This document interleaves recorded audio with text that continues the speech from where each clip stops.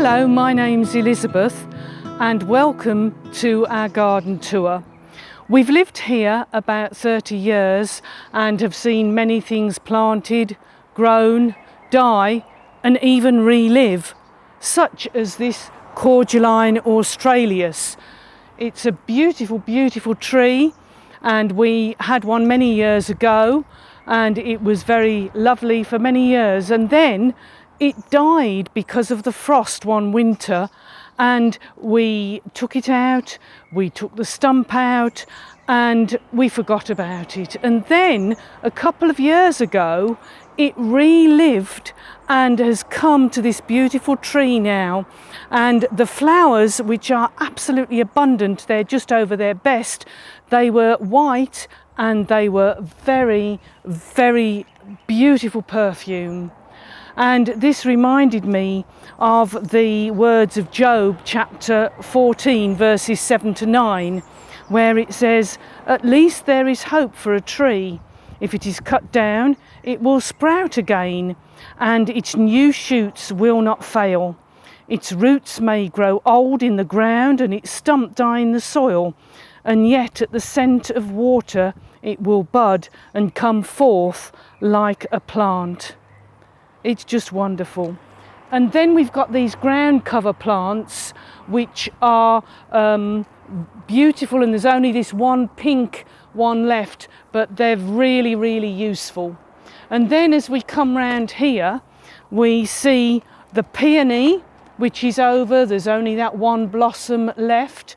And then we have the pink rose, just one blossom left there too, but that's a beautiful rose which has given us much pleasure, and it was one of the two that were given to me over 20 years ago for my 50th birthday. We then have the gooseberry bushes which are coming on and produce beautiful, beautiful gooseberries, and we enjoy gooseberry fall, and because it freezes so well, the puree, we can enjoy it all the year round. For many, many years here we had an abundant plum tree, the Victoria plum tree, which gave us loads of fruit, and we were able to make lots of jam, but very sadly a couple of years ago it got silver leaf and we had to remove it. But now in this bed, which has been cleared obviously from the plum tree, we have put a new pear tree, and we have also put 3 blueberry bushes which we hope to produce, and they're supposed to happen 3 months, July, August, and then there's the September month one. Then we have this lovely, lovely green evergreen tree. It's a very special tree. It's lovely, the touch of it is so lovely, and the fronds grow upwards, and it's a haven for insects, and a little bit later on in the year it'll be covered in ladybirds. And then we move down to our globe artichokes. Really, really, they're at the point of eating at the moment at this bud stage. And once this stage is over, if we don't eat them, the flowers will come and they'll be beautiful, spiky, purple flowers. And then we move to the variety of daisy, which you can see the buds, and in a month's time they'll be very prolific and they're really lovely in flower arrangements. And here is my second rose bush, the beautiful pleasure we get, and this has been here over 20 years. And then we have the fuchsia, and this will be prolific for the next few months, but we're only just starting to see the flowers coming there. And so we come to this lovely bush, which is a haven for bumblebees, as it was when I got my cup of tea this morning. And then down here we have our royal mint. Royal mint? Yes, it's from a cutting given to my late mother-in-law by one of the gardeners at Windsor Castle. So this is our front garden, and then we'll go through to the back. Well, this is our lovely lunch spot, and you might think, why here? Well, at lunchtime, this is the only bit of sunshine that there is in the back garden. Why? Because we're overshadowed by this huge tree next door, which means that for most of the day, this garden is in the shade. So the far side of the garden, we can get nothing to grow, but we've really made an effort to make this side of the garden as productive as possible. And it just reminded me that maybe at this time we feel that our lives are a bit in the shade most of the time, but it's just been amazing how talented people have been so creative with their resources and the technology available to them. And of course we have this the fruit, the raspberries are just starting to come. We've picked one or two. They're profusely abundant, and we're able to make lots of raspberry jam, and as they freeze well, then I can enjoy them for breakfast for most of the year. Here we have a flower bed, which the wallflowers have been beautiful. They're just over, but we are enjoying the self-setting Canterbury bells. Now, in this bed in 1991, it had a tree and lots of shrubs. But then a couple of years ago, I cleared all these out and put in some bought plants and tulips, and it looked really beautiful. But now it's become a little more wild again, but obviously we've got the thyme over there, which smells beautiful. And then as we come down to the strawberry patch, and these are Cambridge favourite strawberries.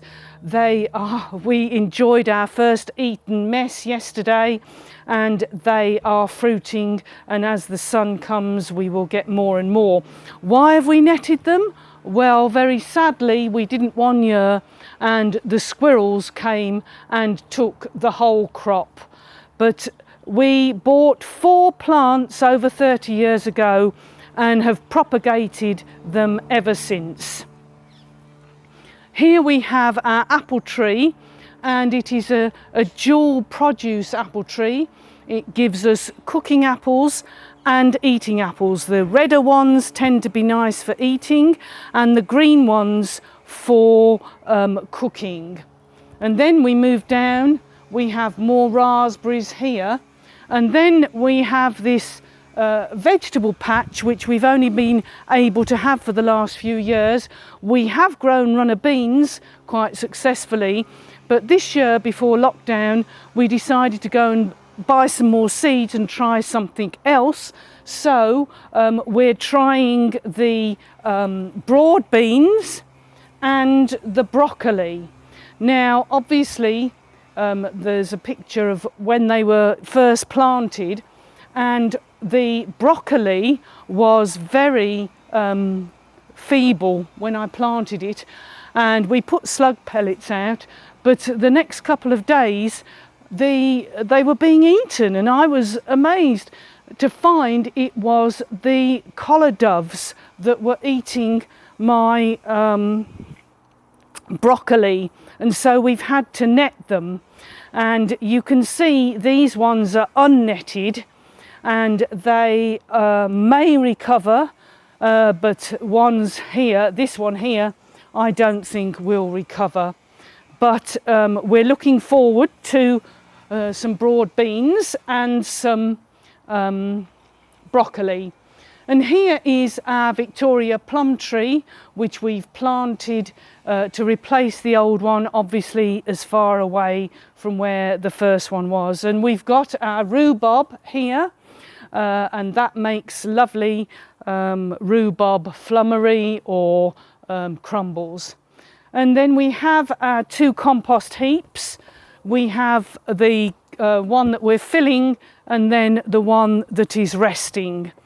And obviously behind our shed over here, we have 3 water butts which we use for the garden to keep it watered. And then we have a fern over here, which is a family fern in that it has been in my husband's family for at least 6 generations. So that's a long time, but apparently it's very good in flower arrangements. So that sort of brings us to the end of our garden tour, and we've sought to make our garden as productive as we can. We've sought to weed it and prune it, and we enjoy it, and it brings us a great pleasure. And we're entering a season at the moment of abundant fruitfulness when the produce, it doesn't last, so it will need to be eaten, preserved, or given away and shared. But it reminds me of what Jesus said in John chapter 15 verse 16. You did not choose me, but I chose you and appointed you so that you might bear fruit that will last. May this be a challenge to each one of us. Thank you for watching.